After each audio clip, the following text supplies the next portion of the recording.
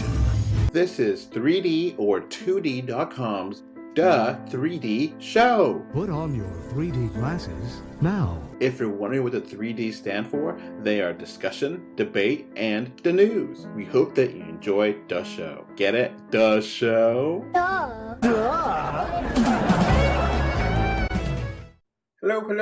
This is Adolph. I have with me Krista. Hello. And Jake. Hi, everybody.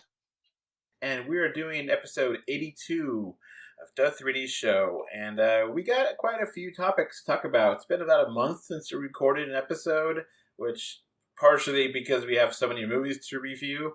But, you know, it's calming down, so we got some time to talk about the news. So let's start off with some trailers.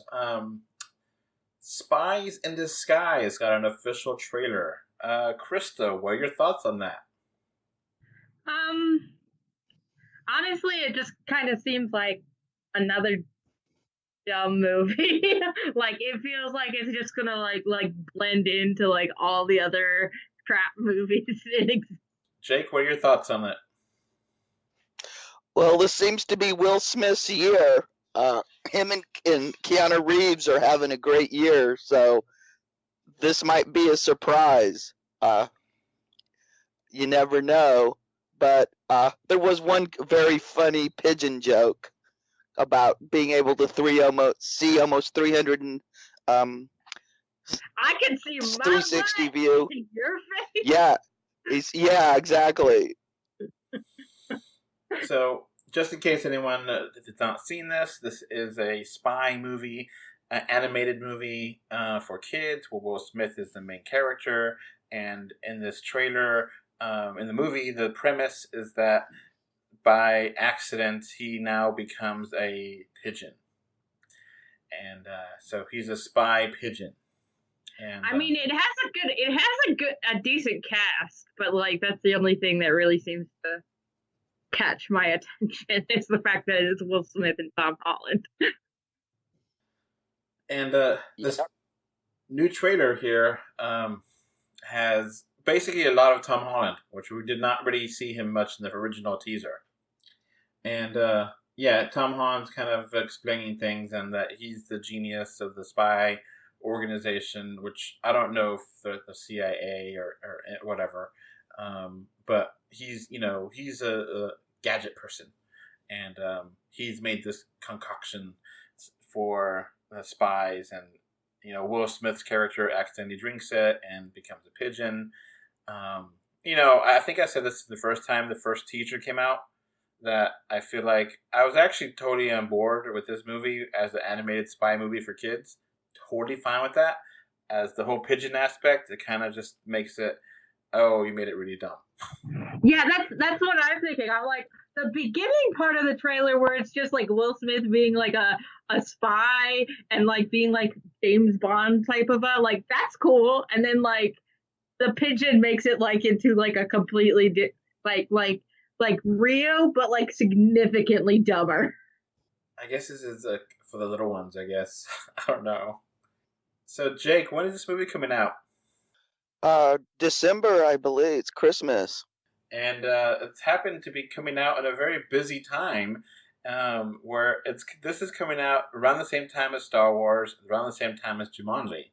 So we got 3 movies hitting basically back to back. Obviously, this is going to be more for the kids, and Jumanji and Star Wars are going to have to fight it amongst themselves. But it's going to be a crowded December with movies back to back. Yeah, we're going to find out if pigeons do blink or not. Honestly, I mean, this has been delayed a few times, right? Mm-hmm. Yeah, this is a Blue Sky. So this is Disney dumping a movie. I guess they figure Will Smith is doing so good this year, he can even take on... I guess they're trying to think, oh, we can split the family audience with Jumanji. And I think somebody's going to blink. I mean, I don't see a reason why this should be coming out on Christmas. It doesn't feel like a Christmas movie, and It could honestly just fill in the September gap.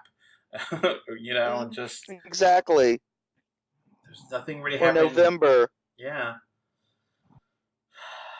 But I guess so. Yeah, it's been it's been in development hell for a little bit, and having all these different release dates and stuff, and it was originally going to be scheduled for January of this year.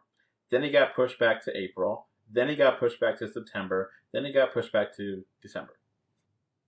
So maybe they're just like not finished with it. I don't know. It's just we'll see. Maybe it'll be good. So next movie, let's keep it animated with a Trolls World Tour. Krista, what do you think of this one? I mean, I thought there were like funny bits in it. I never actually saw like the original Trolls, so I don't have like that much context. I mean, it's kind of interesting. I mean, I feel like I don't know, could be good, could be trash. Jake? It just looked like it was brain dead to the lowest common denominator. The type of thing your kid talks about in therapy that his parents forced him to go see. Damn, that was hard. This isn't Macamee. Yeah, I felt like I lost 2 minutes of my life watching that trailer. I feel like Battle of the Bands is like, that's like basic enough concept that like you can do enough things with it that it can be interesting. I don't know. I wasn't a big fan of the first Trolls movie. I don't think this is going to be an improvement. Okay. I never saw the first Trolls movie, so I don't know. I neither did. Didn't miss anything. I was forced to babysit a bunch of kids to go see it. They hated it, then hated me for. They blamed me for taking them, even though it was their parents' idea. I remember the original being like a big hit with the kids, and like kids love it because of singing and the troll character designs and all that. And this one actually, maybe I'm the only kind of positive one. I mean, I kind of like the premise, kind of like Krista said, that, all right, you have multiple music genres, but they're doing every cliche from each of them. And, they're going to battle to be the best music ever.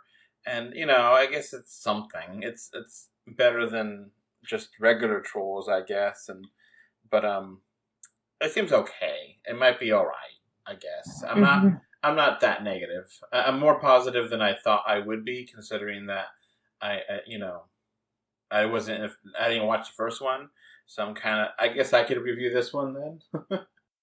This looks like they just took the Minions and the Smurfs and put them in a blender, and just like Oh, it reminds me of the ones in Frozen, the like rock people. Yeah, they're gonna get a bigger role in Frozen 2, actually. This is a shameless cash grab to push troll toys. They were old when I was a kid. Really? I thought Trolls just came in around the 90s. Little Trolls. No, Trolls have been around since the 50s. Oh, wow. They're Woody's age. Really? Huh. Yeah. Well, the Woody in movie time, not 90. I mean, Trolls have been around forever. And they've always been little naked little things, like the 90s version? Was it like They used to be all naked, Caucasian colored, and they had little... They have like little hair poofs. Yeah, little hair poof, different colors. And they had, usually they had little fake gemstone eyes. I thought they were newer than that. No, Adam was a little kid. I think they were just little like demon things. Like no one actually ever bought them, but they just showed up in your house. Yeah, and they used to be hard plastic. They weren't soft, because I can remember giving one that was softer plastic and it squeaked, and I was like, oh, the troll farted. So, Jake, what do you want to talk about next? Maybe we should discuss the newest Jumanji trailer, Jumanji Next Level. Yeah, I'm actually kind of pleasantly surprised about this. The first one, I was really surprised about. Back before it came out, me and James were ripping it apart, saying it looked stupid, and then James went to go review it, and he liked it, and then I rented it, and I liked it too, and I'm surprised by it, and this trailer looks like a remix of the first, but in a fun, ridiculous kind of way. I like it. Krista, have you watched the Jumanji movie? I watched the original Jumanji with Robin Williams, I think. I think it's funny, but and also creepy, but not a true horror movie. I don't know. So, Jake, what are your thoughts on this? My first viewing of the trailer, I just kind of rolled my eyes and said, this is kind of, they're sticking with what made Jumanji Welcome to the Jungle such a breakout, unpredictable, wild success. But then when I rewatched the trailer in a better mood, I was like, Danny Glover and Danny DeVito are awesome in this, and I really liked The Rock's portray his comedic chops. He's really building on what he did in Rampage with George. So I was like going, they may actually make this different enough that it'll be another good ride. My question is why does no one ever destroy the board game? It always gets passed on to another person. Someone needs to destroy it. Yeah, legit question. It's now been turned into a video game. Oh, God. So, I mean, if they're going to make a sequel, this is the way to do it. To have new players, but then the new players are different, but the same character, in-game characters are there. And the way the original, or the second movie, because this is actually a second movie, Krista. I don't know if this is the third movie, because they kind of consider the first movie with Robin Williams to be canon in this. Oh, yeah? Yeah, and so the second movie was the previous Jumanji movie, and then this is the third, but the video games and the characters in the movie are sucked into the video game, and they have avatars in the video game that are different from the characters in the movie. It's kind of getting meta, but... Ooh. Okay. So the second one was a reboot of the original, and then this is a sequel to the reboot. Yeah. And instead of the kids that were there in the original movie, or the second movie, it's now Danny DeVito and Glover. And they're reacting differently to being in a video game than the kids that were in the second movie. And, interesting. The real hook, where is kind of a weird concept, but once you got it. And it really had a sense of being a video game, which is a really weird kind of way of thinking, because it really had some of the cliches and stereotypes of video games in there. And it was lovingly mocked, but not in a hateful way. It was just kind of a fun little way that, you had lives, you had statistics, you had NPC characters, non-playable characters, that were just said one thing, and that's all they said, and they didn't give you any more information. And it was fun to see that reaction, and I think this is going to work. So here's my question. Is this just one cursed disc, or is it a video game that's distributed and captures a bunch of people? That's the question, because the way deliberately left the fates of several people from the first movie out of this trailer. So I'm thinking you're onto something, Krista. I think that this is going to be a multiplayer game now.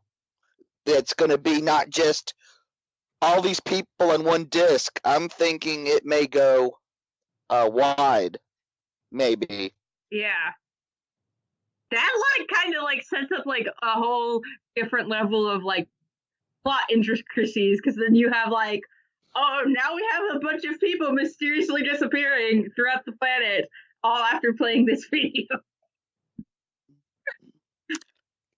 And tell James that, hey, we might have not got Danny DeVito for Pokemon, but we're going to get him for Jumanji.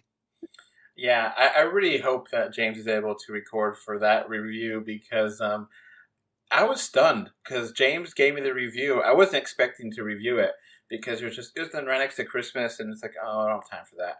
And James like, here's the review. And it's like, oh, thank you, James. And it's like, you gave it a 7? Oh my God, really? We were like totally ripping it apart. We were just hating on it. But it's just kind of one of those things where we were not interested in it, and then we both liked it, and it was fun for what it was. So we'll see how Jumanji The Next Level is, and if this is going to be it, or are they going to keep this going, because I don't know if they could keep doing it over and over again, Mm-hmm. So we kind of mentioned it before, and that's not on the show notes, but I'll throw it in here. We did get an official trailer to Frozen 2, and you talked about the little rock monster trolls. Did you see the trailer for Frozen 2 yet, Krista? I don't think I saw the trailer, no. I saw like the thing where she was like running out into the ocean or whatever. Yeah, Jake, did you see this? I saw something that had a bunch of like scenes, like there were some trolls, there was the reindeer, and a little music. It didn't really it's just like, here it is. We're not going to tell you anything. Yeah, there wasn't like any plot to it. Like I remember like seeing like Anna doing stuff, but like it didn't stick in my brain. Yeah. It was like, it's fine. If you like the first one, you'll like this one kind of trailer. Yeah, last month we didn't get a chance to talk about it because it came out right after we uploaded that show. So, it's just one of those things. This trailer is basically that. Elsa trying to go in the water, and the same thing as the teaser, which was just her running into the water, and like this one, she sees like this magical unicorn or something go through the water, like a spirit, and then the hook onto this movie is like, oh, you need to find your parents and figure out your past, and there's more to your past, and your powers are more greater than we need, or something. And now she's on a quest with her sister and everyone else, and they're trying to find the rock people, and they're trying to, there's some other threat. So the official trailer is very similar to the teaser. But Frozen, it's going to be a huge hit. It's probably going to be the biggest movie this November. That's interesting. So, I mean, it might be one of those things where they get it's its own thing. So I don't know if it's Frozen is based on a book series or anything. Do you know that, Jake? Yeah, it's based off of the Snow Queen, but it's like so far apart from what the original story was that it's like the its own thing, because like the Snow Queen is supposed to be like this evil queen, but early on in their making of it, they were like, what if we make her good, I guess. Okay. And of course, this is a sequel to Olaf's Adventure. Yeah. No one watched that one in theaters before Coco? Yeah, I saw it. Oh God, was it tedious? It was about 10 minutes too long, and kids were screaming. Krista, do you remember this or no? No, I did not watch it. What I am thinking about, there is a Frozen plotline in the Once Upon a Time TV show that does delve into like their parents' history. So I'm kind of curious about that. If like the Once Upon a Time people knew that the next movie was gonna have to do with their parents, or if that's just a coincidence that they both went that way. I think it may be. They might have known. I mean, Disney does own ABC, and they're playing with ABC stuff there, or Disney stuff in that show. So I think they may have fun with it, but I don't know if they want to canonize anything from it, you know? Yeah, I highly doubt, like, Once Upon a Time is such a, like, how do I say this in a nice way? It's just like you throw a bunch of crap into a pot and like stir it up and then like throw it all on the floor. In a network television budget. Yeah. So, Krista, Olaf's Adventure, we watched, it came out before Coco, and the first few screenings of it and it was like a 40-minute short, which is like, it felt really long. Mm-hmm. And, why would they make a 40-minute short? What the heck? Yeah, I don't think it was 40 minutes exactly, but it was long. It felt long. It was at least 10 minutes too long. It was just tedious. So it had like 3 songs, and there got to be a backlash with people saying, I just want to see Coco. I don't want to see this Olaf's Frozen Adventure. It's just taking way too long. And eventually Disney caved and took it off as an early thing in front of Coco. But yeah, I remember watching that and I was like, this is bad. And this is taking forever. And I remember actually little kids in the theater saying, when is this going to end? I came to see Coco. I'm ready to go home, Mom. Well, I know that, like, I think I was spared that because I watched Coco at my university's theater, which, like, releases things, like, after they've already been released. So that was, like, and that was actually kind of cool because my college would have blockbuster films a couple weeks after their release date, but you could go see them for free. So it was 21 minutes long, but it felt like 45. It felt longer than Coco. And Coco's awesome, so... Mm-hmm. Yeah, I went into Coco thinking, oh God, it's going to be a ripoff of a Book of Life, and I was stunned at how good it was. Oh yeah, I love it. Well, that seems like the kind of thing that, like, maybe should have been a TV special instead of in front of a film. Yeah. I don't know. It should have. Yeah. Mm-hmm. It looked like a TV show. It looked like something they would run during Christmas or something on ABC. Yeah, it was basically equivalent to the Toy Story Halloween special, but not as good. Yeah. I mean, because the Olaf Frozen Adventure probably would have played better with commercial breaks.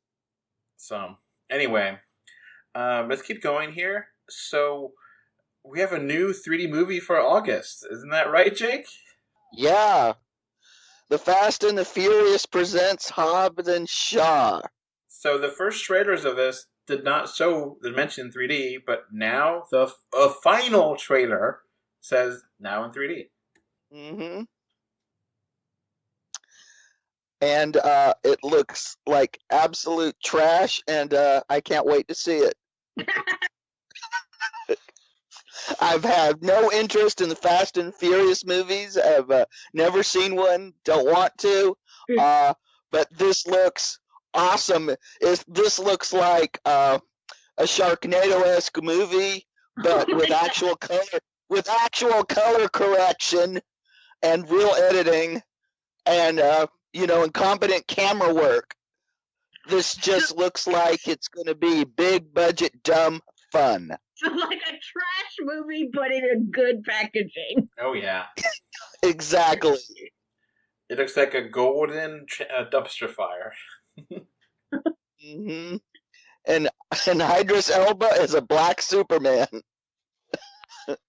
So, okay, the whole idea that this is a new 3D movie is so weird that, like, they, okay, I guess they didn't want to mention it in the first teaser. Okay, maybe the first official trailer, but now the final trailer, just sneaking that in? I feel like, well, I don't understand why, like so many films are like 3D is an afterthought, and like as if 3D is something you can just add in at the last second and have it be good, because if you added it at the last second, it's definitionally going to be rushed and bad. You're right. And one of the things here, it might be one of those things where they maybe didn't have they weren't sure about the budget, and maybe they had enough money left over, so they left it to convert. And if they didn't feel confident, releasing it, then maybe they wouldn't have released it in 3D, or maybe it was going to be in 3D for foreign markets, which is usually a very bad sign when, they only released it in 3D in Europe or Asia and not in the US. But maybe they feel good about this, and that's why they're doing it. But it's really strange. And you're right, they shouldn't. It looks ridiculous in a fun way. So it looks like the kind of movie that would work well in 3D. When I saw the trailer, I was like, this should be in 3D. It's so ridiculous. So, yeah, there's this weird scene, Jake. I don't know if you know what I'm talking about, with like a helicopter, and they're like trying to use it to chain it down and to like sled it or something. I don't know how to use it in words. You know what I'm talking about, Jake? Oh, yeah, I know exactly what you're talking about. It's the, oh, come on now scene. So, Krista, what do you think of a new 3D movie? Well, I mean, like, it's generally one of my pet peeves when especially if you have a director who doesn't intend for the movie to be in 3D and they're only thinking about the 2D version of the movie. There's no way the 3D version is going to be good 3D because it wasn't shot for 3D. Yeah. She's absolutely correct. So hopefully there's not a crap transfer. It's not going to be, they literally did it the last minute, kind of thing. But we'll see. And Jake, you're reviewing this, right? Yeah, I drew the short straw, so. And anyone listening, none of us have seen any of these fantastic movies of. I've actually heard that they're pretty fun for what they are. The entire Fast and Furious movies are supposed to be ridiculous fun. So we'll see, I guess. So, Venom 2 is happening now, Jake? Is that right? That's the word. There hasn't been any footage, trailers, or anything else. Maybe they'll have more information at San Diego Comic-Con next week. So, Krista, have you seen Venom or not yet? I actually never saw Venom, but I read so much about the internet from it that I feel like I know. I feel like I know certain things that I wouldn't, It doesn't surprise me at all that it's getting a sequel with like how fanatic certain people are about it. So, just to recap things, Krista, so it came out before we got you onto the website, and me, Jake, and James all reviewed it together, and I hated it. Jake and James liked it. As the trash that it was, a lot of it, to me, it worked because Tom Hardy knew exactly what movie he was in and acted accordingly. The lobster sushi scene was what put it over the top for me to give it a thumbs up. Yeah, and that lobster sushi scene was the scene that I was ready to say F you and walk out of the theater. So, yeah, I gave it a 4, and I think Jake gave it a 7, right? Yeah. So, yeah, there's a huge difference there, Krista. If you can see our... Yeah. I just know Tumblr loves it. I think you might be a good person to watch it, not because, just because you're not super into the superhero movie genre like me and Jake are and James. And, have you seen Spider-Man 3 or no? No. Okay. So then maybe this might be a good thing. It's separate. You can watch Venom. It's completely self-contained. so you don't have to watch any other movie, and you can kind of get the sense of things. And it looks like it made a good amount of money, and so it definitely obvious that they're making a sequel. Who knows if it's going to connect to the Marvel Cinematic Universe. So far, they do not want to connect anything there, but I mean, Sony does have the partial rights to Spider-Man, and these movies are in association with Marvel. So, I mean, I will be game to have Venom and Spider-Verse and Tom Holland Spider-Man joined together somehow eventually. That might be fun. Jake, what do you think of that? Oh, well, speaking of that, there's been another Sony leak. This one is that if Far From Home doesn't make $1 billion, that invalidates the deal Sony made with Marvel. I personally don't put much stock in that because Disney right now is building a Spider-Man attraction in Disneyland. Jeez. And Far From Home is ranking in the money. So I'm not worried about that at all. Yeah, and even if it doesn't, I wouldn't put much stock in this story. I just mentioned it because it kind of segued, and it's been getting a lot of traction in a lot of places. Yeah, it's going to be one of those things where I think it's already at 600 million or something worldwide. So it does, it's only been out like a week, two, right? Yeah. So it should make $1 billion by the end of its run. It should probably stick around. I think universally everyone really likes this movie, and I don't see why this would, fall down anytime soon. So I expect it to make $1 billion without a doubt, which would be really weird because it would be basically every single Marvel movie in the year makes $1 billion. Mm-hmm. Yeah.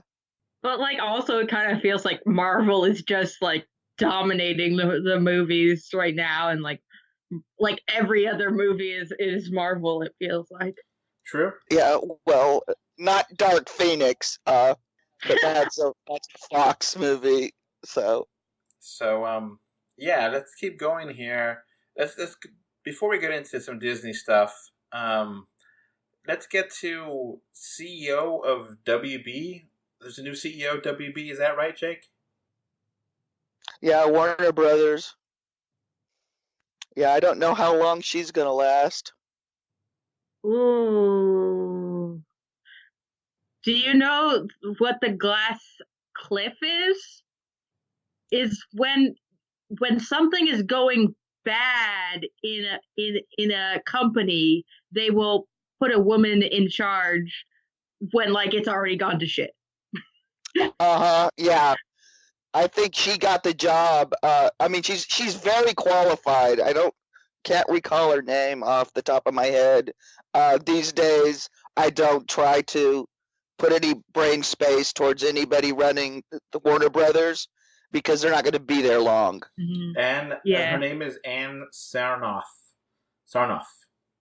and she used to be part of BBC Studios America. So she definitely has a lot of potential there. And the reason why she's gaining this is because the former CEO has a lot of investigations on misconduct, to put it nicely. But yeah. Wait, was the former CEO Harvey Weinstein or someone else? No. Pretty much the same type of stuff. He ruined a whole bunch of Warner Brothers productions trying to shoehorn his lady friend into them. Oh my god! So the former CEO is Kevin Teixeira. I don't know how to pronounce it. Probably don't know Japanese very well to say it. And this may affect James Wan's future with Warner Brothers. So yeah, that's going to affect a lot of things. So Jake, what do you think of this new CEO? Like Krista said, she's on the glass cliff. I wish her well. I hope she knocks heads and gets everything back on track. But Warner Brothers has so many things juggling up in the air. I hate it when a new CEO just comes in and decides to just shut everything down and start over. So I wish her well. I hope she has a long, fruitful reign, but the way things have been going at Warner Brothers, I doubt it. Now, one interesting aspect of is that we actually heard that the Flash movie is back on, which I was thinking was going to be dead. Didn't you think that, Jake? Most definitely. So is Ezra Miller, even though his contract's expired, is he still attached without a contract, or has he stealthily signed a new contract? It looks like he's back on. So I think I keep hearing different things about who's writing it and who's directing it, but we just move on from that. It's being made. That's definitely, we'll see who makes it and who writes it and who directs it, but it's definitely still in the process, Yeah. Which I like Ezra Miller's Flash, so I'm glad to see that continuing on, Mm-hmm. So, we also got a new Pixar movie called Soul. What do you know about this? It's another one directed by Peter Docter, who's probably the most famous for directing Up and Inside Out. He's the guy who's kind of running things at Pixar now that John Lasseter is at Blue Sky, which is now owned by Disney. So much for guys getting who were called out by Me Too actually suffering real consequences. Just saying. So, yeah, the Soul is interesting as a concept. Is this going to be a really, I guess, mindful and heartwarming kind of story? It's a new property. It's not based on anything, so that's some positive, Pixar's best movies are the original.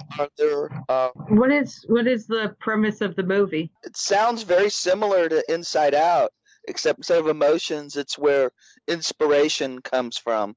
Interesting. And they announced this right after they announced the previous, movie, which was the Onward, right? Yes. The one with the unicorns eating trash. Yeah. Uh-huh. Yeah, basically that looked like a good version of Bride. Yeah. So we'll see how Soul comes out. I don't know if we have a date for that yet. Is it 2021? Yeah, it's supposed to be coming out next year.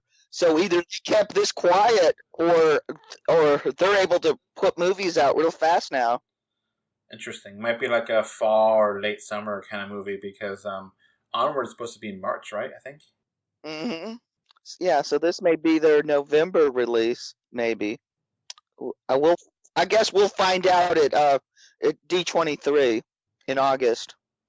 So we got 3 live action movies, Disney movies coming up. All right, Krista, you're very enthusiastic. Which one of these you want to talk about first? Should I talk about the one I like or the ones I hate? Just pick one. Mulan I'm not looking forward to Mulan. This trailer just confused me more than anything else. But Mulan has been in pre-production hell for I don't know how many years. I just know 2 or 3 years ago, I heard a version of the script that was a very bad version, and I was I don't know. Since then, my opinion on it has been very negative, and I think it would have to do a lot for me to actually be enthusiastic about it. Jake, what are your thoughts? The trailer just looked like they've turned Mulan into almost a Disney princess kung fu movie. And a war movie. Yeah, it looked like Shaw Brothers light. Now, one thing to mention in Mulan, that's coming out in March. So far, it's kind of wishy-washy if this is a 3D movie, but I think it's safe to assume it is, since all the other ones have been, although they're live-action 3D remakes. Now, right now, it looks like we are not going to have any songs in here.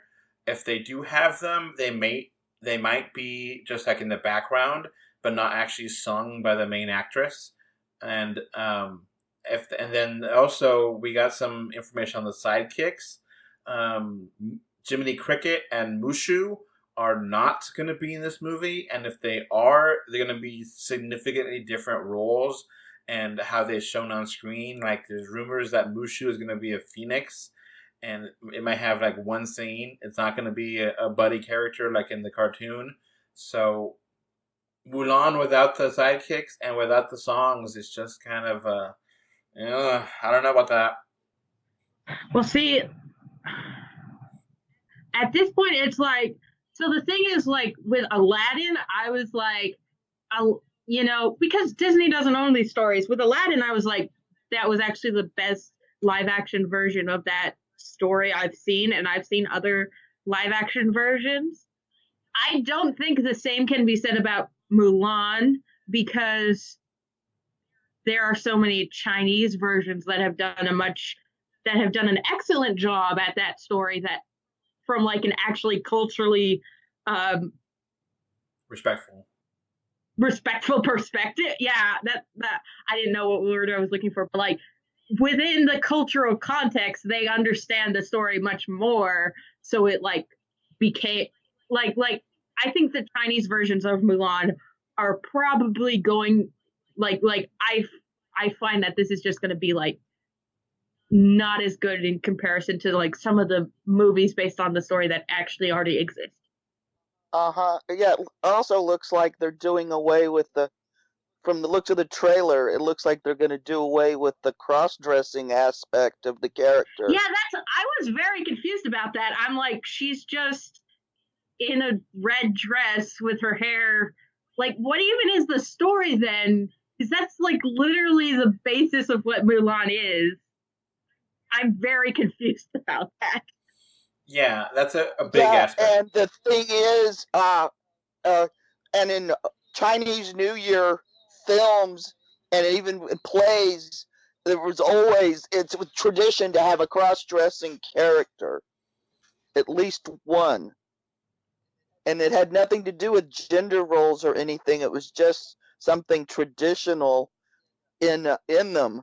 Because I don't know how many Hong Kong or Chinese New Year's movies you've seen. I'm just very confused about what this movie is going to be, because it doesn't seem to be basing itself on the animated Mulan that closely. It has some references, but it seems to be like a different thing somehow. But then it also is not following the original poem or like following the true storyline of what like the legend of Mulan is. So I don't know what it's trying to accomplish or what it's trying to do. It looked like to me it was a pale imitation of a Shaw Brothers swordswoman martial arts movie. I just I don't think it's going to be good. We'll find out. It just doesn't look promising. Yeah, it's just very weird, because the other Disney movies have kept a lot of their essence, and this feels like, okay, we don't need the sidekicks, we don't need the songs, but I kind of feel like the songs, like I feel like the one song from Mulan that everyone loves is "To Make You a Man" or whatever, and that one, it's like such a powerful song. And if they're not going to have that, that's just such a killer thing, it's like a big part of the plot. I just don't even know what, like, I'm very confused as to what the production process behind this was, because the original script that from a couple of years ago was based on the premise that, like, Mulan wasn't the hero of her own story, and there was, like, this white dude who came to China who was the hero, and, like, Mulan became like it was like a romance between that, and I'm like, that's not even like, first of all, what? Second of all, what? Third of all, excuse me, like it was just such a bad, like the worst possible version of the script that could possibly be, and then like they seem to have like moved away from that version, but like not moved far enough away that it's actually good. Yeah, and like the gender stuff is interesting because it made total sense that why she would not be allowed in the military. I mean, even in 2019, in a recording, women in the military are not treated equally to men. Mm-hmm. So, yeah, I totally understand, 500 years ago, 600 years ago? I don't know when Mulan originally took place, but several hundred years ago, that makes sense. And, she doesn't look like she's a guy or pretending to be a guy or anything. And the action looks okay. It just... yeah, it seems weird. It's just very confusing, and I feel like I don't think the movie knows what it's trying to do. So, yeah, we'll see how this works out. So the next one here, Maleficent got an official trailer, and it looks basically like the teaser trailer, but give you a little bit more information. Jake, what are your thoughts on Maleficent? I'm confused, and it's a mess. I'm I was, also like, confused. I'm like, didn't Maleficent lose her wings in the first movie? Yeah. I didn't see the first Are movie. they but... rebooting? Is this a reboot? Are they already rebooting? Is it a sequel? Is it a reboot? What is going on? And does Angela Jolie's face actually moves anymore? I just have no idea, like, this is supposed to be based on Sleeping Beauty, but it seems to have no resemblance to the story whatsoever at this point. Uh-huh. I mean, this one, you could say they are taking their own way with it and not being just a Sleeping Beauty remake. But it's such a weird... Maleficent Mistress of Evil coming out October 18th. It looks very weird. Like, I agree with Jake. It looks like they're rebooting this, but this is supposed to be the sequel. But then, like, the story here is that apparently here, Aurora is one that gets married, and Maleficent doesn't like it because... I have a question. Why is Aurora asking Maleficent permission? Like, what's Aurora's relationship with Maleficent here? Yeah, exactly. Didn't Maleficent help raise her or something? But that was, I don't know. It gets really confusing because the first one, it looks like a remaking the first one in this. That's why it looks like a reboot. But then it doesn't look like it's, I don't know. It's really confusing. The more I watch this trailer, the more I think of the Nutcracker in the Four Realms. Jake, we want to... Was that... Yeah, tell Krista about that. Oh, God. The Nutcracker in the Four Realms. Oh, God. My mom wanted to take me to that, and I was like, I don't know. You would be in therapy talking about being abused by your mother. Really? Yeah, that's like 2 hours of my life I'm never getting back. I mean, like, I like I grew up doing Nutcracker ballets. That was the first movie I ever saw that I felt they needed more ballet. Oh, wow. I mean, it also doesn't seem like from what I saw of the trailer, it seems to be like it's completely on thing that actually has nothing to do with the original Nutcracker story. But yeah, they turned it into an action adventure. It goes more out of left field than Alice in Wonderland, without the Tim Burton quirkiness. So let's get back to Maleficent here. Here is the official information from Disney. In the Disney Maleficent Mistress of Evil, a sequel to the 2014 global box office hit, Maleficent and her goddaughter, Aurora, begin to question the complex family ties that bind them as they were pulled in different directions by the impending nuptials, unexpected allies, and dark new foes play. Angelina Jolie and Ellie Fanning reprise their roles as the Dark Fairy, Maleficent, and Princess Aurora. The film also stars Michelle Pfeiffer and many others. The years have been kind to Maleficent and Aurora. The relationship is born of heartbreak and revenge.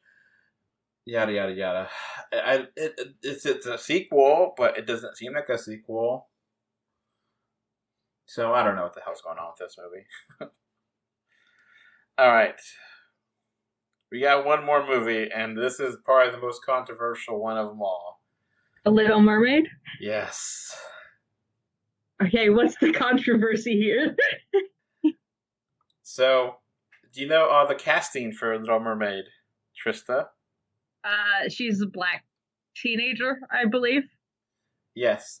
Jake, what's the name of this actress? Hall Bailey, not Holly Berry that everybody's been saying.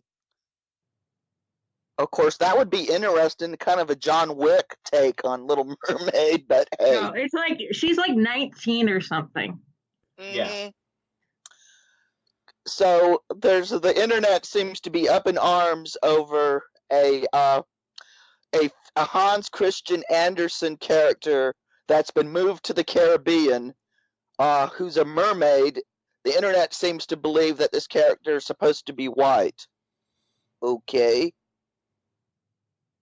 That's a good point. Whatever. Yeah. So we also got some more casting news here. The rest of this casting is not really controversial. Melissa McCarthy is supposed to be Ursula, which totally fine with that. Oh, that would be interesting, yeah. Mm-hmm. Yeah. Crazy Rich Asian star Aquafina is going to be Scuttle, the bird. Weird. Yeah, weird. Kind of random. Room star Jacob Tremblay is supposed to be Flounder. Okay, then. The little boy from The Room, or not the Room, but Room. Yeah, I figured it was. I've seen the Tommy Wiseau version enough times to know he wasn't in it. Why have you tortured yourself in that way? Oh, it's awesome. Now, the Room movie is actually a great movie, except the ending, which I think drags on forever. Yeah, the one with Brie Larson. Yeah, that is a really good movie. Yeah. Have you seen that one, Krista? No. Yeah, it's great... worth checking out. But the ending, you can be like, all right, wrap this up. At least that was for me. Jake, do you agree or no? Yeah, I agree. I mean, it didn't drag like Olaf's Frozen Adventure, but still. I mean, my thoughts on Little Mermaid is I don't think it's going to be as bad as Mulan. I think it's got possibilities to be as good as Aladdin. Yeah. I mean, I think it's possible. It's too early to say one way or the other. But Hey, Little Mermaid was one of those movies is a lot better than it should have been. Because you have to admit, the animation on that is pretty sorry. I loved Little Mermaid as a kid. My hair is red naturally, so I was like, I'm Ariel. I became obsessed with mermaids, like the whole thing. Oh, I was stunned at how much I liked this, because I was like, I thought the animation was pretty poor, but the music was incredible. I thought the characters were good. The character designs were really good. I just thought this movie is a lot better than the lack of care Disney put into making it. Oh, really? Yeah, this is when Disney was really cheaping out on movies. I mean, and this really looks bad on the big screen. Because a lot of the animation cells, they go over the blacks twice to make the lines look good. They didn't even bother. You can see where lines don't meet. I mean, they just went over them once. I mean, It's just really you could see where the cells were photographed and stuff. I mean, well, if you look at Disney sequels, that's where the real bad animation comes in, because they didn't even try with Disney sequels. Oh yeah, don't even get me started about the Lion King sequels. Oh yeah. Oh, they're pretty poor. Now, Krista, since you're a natural redhead, do you feel like they're taking away one of your characters by making her darker skinned? No. Number one, there are black people with red hair. Number two, like, it's not that big of a deal. It's like, I actually am like completely fine with this casting. I think it's whatever. The people that are complaining about this, you bring me an actual redheaded mermaid and I'll listen to you. I mean, whatever. I mean, well, she was originally, like, the original character designs for Ariel were a blonde mermaid. Mm-hmm. Exactly. So whatever. The Hans Christian Andersen story, what does it take place? Sweden, Norway? Yeah. The Little Mermaid statue is in Denmark. Yeah, so, hey, just saying, and Disney moved it to the Caribbean. So, yeah, that's actually a good thing to talk about, that it might have been a bias of the initial writer to make it white because he was white, not because he wanted the character to be white. You just kind of naturally think of that, So, I don't think the original story actually specifies race. I think that's just what we have, like, it's just like our biases of society. Well, see, the original story by Hans Christian Andersen was a metaphor about him being gay. Interesting. It's because in the original Hans Christian Andersen story, what happens is the Little Mermaid is in love with this guy, but this guy doesn't give her the time of day. She gives up everything for him. She gives up her life as a mermaid.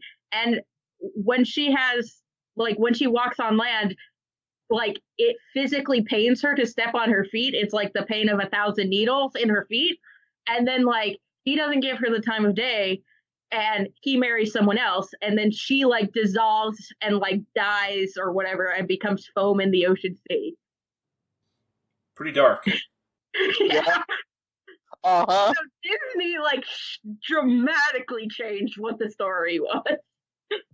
Yeah. So, Terry Crews has been lobbying himself to play the king, which I'm totally fine with. Yeah, that's fine. Oh, that'd be cool good. I love Terry Crews, so yeah, totally fine with that. He'd be awesome. So yeah, I'm okay with this. This is gonna be a while. I think they don't even started filming until next year. So, like, they're gonna start filming in March, I think. So yeah, I mean, who knows? The casting could change between now and then, for all we know. Yeah, I think the music is gonna make or break this. Yeah. So I think, if you give it at the very least 2 years of development, which is going to be very, very, nice to Disney giving time to make this, it'll be the 2023 at the earliest, maybe, or, 2022 maybe, but maybe 2024. It's going to be a while before we see this movie, I think. Because the CG alone, everything is going to be a lot of time to do it. So we'll find out, but for all we know, they've already been working on it 2 years, and well, they just casted these people. Yeah, well, some of these movies they start before they even cast. Maybe to get the effects done. It's surreal. Then they just plug the actors in. There's going to become a point where movies are entirely CG. We already have that with The Lion. Yeah. Oh, we've had it already. I mean, The Sky Captain and The World of Tomorrow. I love that movie. Don't hate that. Oh, I'm not hating on it.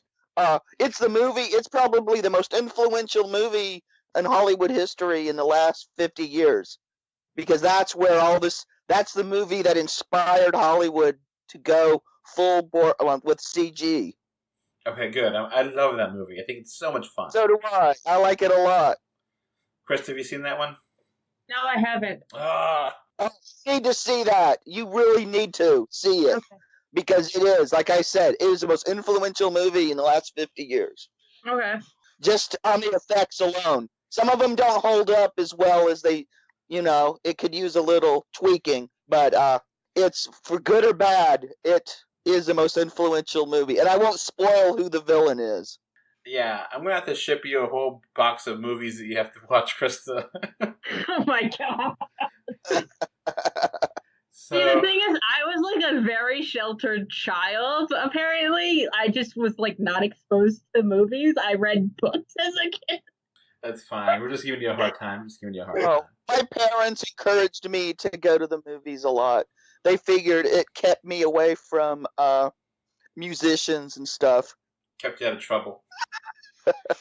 Well, see, so it was like only in college when I started catching up on I didn't see Star Wars until I was in college. At least you saw Star Wars. Yeah. All right. Well, I guess that's going to be it. Is there anything else to add to this big podcast? I mean, I am personally still looking forward to Dora the Explorer, even though I know it's trash. It looks fun. I think it looks fun. Maybe that will pop up and we'll get the final, a week before it comes out, being 3D. Well, I am Yeah. kind of confused about the premise, just because, they're playing off Diego as Diego's kind of a jerk in the trailers, and he's doesn't really want to be associated with her, which I find very interesting because they have it so that Dora's talking to the camera is her play imagination, kind of, is what I'm understanding. But Diego in also talks to the camera. So my question is that because it's Dora's imaginings of what Diego is like, or was he playing along with her games as a kid, or I don't know. I don't know. I'm still excited for it. I'm just what? This looks like a Nickelodeon TV movie. Yeah, exactly. Why are they putting it in the theaters? Yeah. I have no idea. I mean, I'm just sort of I was already burnt by the Kim Possible live action movies. So Listen, I'm not saying it's going to be a good movie. It's objectively going to be a trash movie, but in a way that I'm gonna it's just so bad it's good type of a movie. yeah, I'm hoping it's gonna be a good bad like Hobbs and Shaw. It's gonna be. All right. Well, I guess that's going to be it for the 3D show, episode number 82 for July of 2019. We recorded this on July 13th, just in case anyone's wondering. Things may have changed by the time you actually hear it. Thank you for listening. Bye. Bye. Bye. Before this podcast wraps up, I want to give my thanks to my patrons. I have 2 patrons now, David and Mark. Thank you for your financial support. All right, so that's going to be it for this podcast. We now have a Patreon, and the link is in the description. Thanks for watching. And we are on Facebook, Twitter, Instagram, little bit everywhere. Just look for us, 3D or 2D. And of course, review us on iTunes. And if you want to write us a letter, our email address is email3dortwo d@gmail.com. So that's going to be it. Thanks for listening. Bye. Bye. Okay. Bye. Bye. Bye, everyone.